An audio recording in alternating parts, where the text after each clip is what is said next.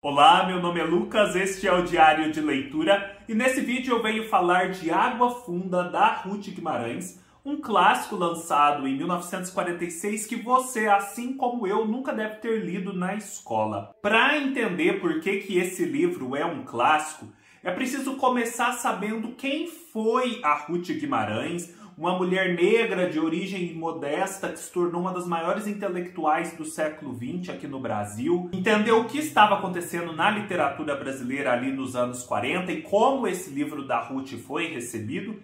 E por fim, ir ao próprio livro e ver o que ele entrega. E eu já adianto que ele entrega muito, porque fácil ele entra para a lista das 10 melhores leituras de 2022. Como um vídeo só não basta para dar conta de um clássico, que é sempre inesgotável, aqui na descrição eu deixei vários links para você que quer saber mais a respeito da Ruth e dessa obra. Entre eles um link com detalhes dessa edição da 34, que é excelente, através do qual você apoia meu trabalho. A Ruth viveu uma vida muito longa, que vai de 1920 a 2014. Ela nasceu no interior de São Paulo e se dividiu entre esse interior, o sul de Minas e São Paulo capital. A trajetória dela sempre foi muito marcada pela erudição, por ser uma pessoa culta e que ao mesmo tempo associava esses conhecimentos a uma pesquisa das tradições populares. Quem iniciou a Ruth no estudo do folclore foi o próprio Mário de Andrade, que, como muita gente sabe, foi um dos pioneiros do folclore no Brasil, fazendo aqui um trabalho semelhante ao dos irmãos Grimm lá na Alemanha, ou seja, de recolher tradições e histórias populares e trazer isso para um registro escrito. A Ruth teve 3 formações principais: normalista, letras clássicas e dramaturgia e crítica. Ela também foi tradutora e traduziu Balzac, Dostoiévski e literatura latina. Para vocês terem uma ideia, aquele livro O Asno de Ouro, do Apuleio, da editora 34, que hoje em dia muita gente tem, foi traduzido pela Ruth Guimarães. Em resumo, uma trajetória para deixar a gente de boca aberta de admiração. Quando esse livro saiu, em 1946, a Ruth Guimarães estava vivendo em São Paulo e tinha que criar os 2 irmãos menores, porque os pais haviam falecido recentemente. Então ela se dividia na criação desses irmãos menores, na escrita do livro, em trabalhar para poder sustentar toda essa gente, e ela também estava se formando como normalista. 1946 é o ano em que o Guimarães Rosa lança Sagarana. E Sagarana é um marco na carreira do Rosa. E é uma coincidência muito boa que Água Funda tenha sido lançada nesse ano, porque Água Funda e Sagarana têm tudo a ver. Nessa época, os romances regionalistas estavam ali no auge. A gente já tinha passado aquela fase de transição de uma literatura mais europeizada, ligada de um modo não muito produtivo àquelas tradições clássicas. O modernismo da década de 20, a Semana de 22 já haviam ocorrido.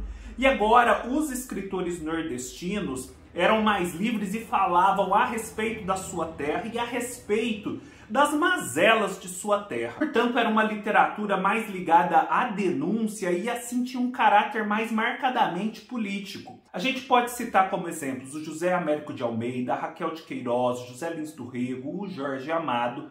A gente pode também citar o Gilberto Freire, que era sociólogo, mas estava olhando para o Brasil, interpretando, e já tinha começado a publicar suas obras. Por outro lado, Sagarana e Água Funda, além de serem mais ligados a Minas Gerais, e no caso de Água Funda também a São Paulo, se diferenciavam desses romances regionalistas nordestinos, porque eles, apesar de também olharem para o povo, faziam isso de uma forma mais indireta, mais orgânica e eu diria até mais complexa. Quando Água Funda saiu, os grandes críticos da época elogiaram muito o livro.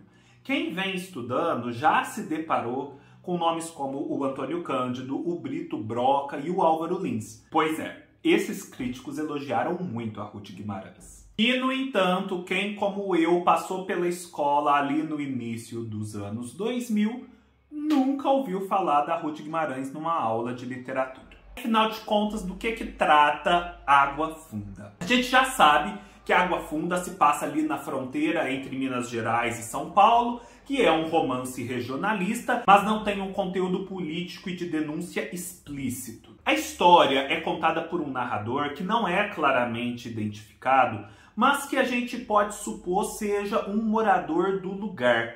Um morador que se dirige a uma outra pessoa e começa a contar a história do que se passou ali desde os tempos mais antigos, desde a época da escravidão. A fazenda Nossa Senhora dos Olhos d'Água, onde se passa a história, foi uma fazenda muito importante, ainda é uma fazenda muito importante no tempo da narrativa. E a primeira metade do livro é dedicada a contar o apogeu dessa fazenda, quando quem a comandava era a Sinhá Carolina. Depois há uma mudança de direção e essa fazenda passa a ser tocada por uma companhia. E essa companhia instala uma usina ali. Nesse momento da história, a gente passa a saber mais da história de amor de um casal, que é o Joca e a Curiango, e também a história de como o Joca foi se tornando um homem louco. Essa é a história que vai dando liga às outras histórias ali do lugar que também vão sendo contadas. Assim como em Sagarana, aqui também está muito presente aquela visão mágica do mundo que as pessoas têm.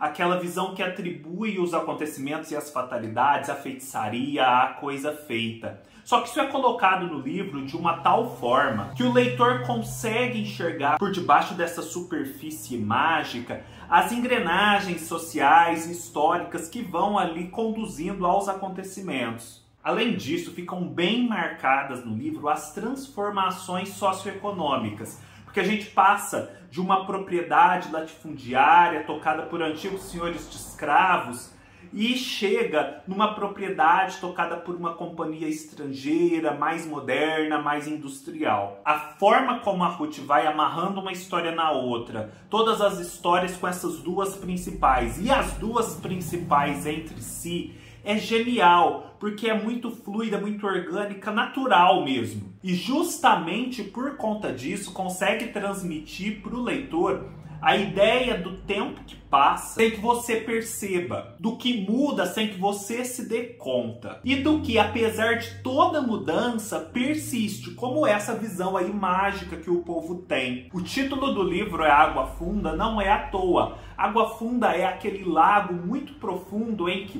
por mais que passe um barco na superfície e produza ondas, logo aquela superfície volta a se aplanar e o fundo mesmo do lago ele não muda com esse movimento. Como é uma história que se passa no campo, a natureza é muito determinante. E a Ruth consegue passar para o leitor as consequências dessa ligação de uma forma que também é muito orgânica, sem precisar ficar descrevendo as paisagens. É como se as paisagens aqui elas estivessem fundidas com a ação da história e com os diálogos dos personagens.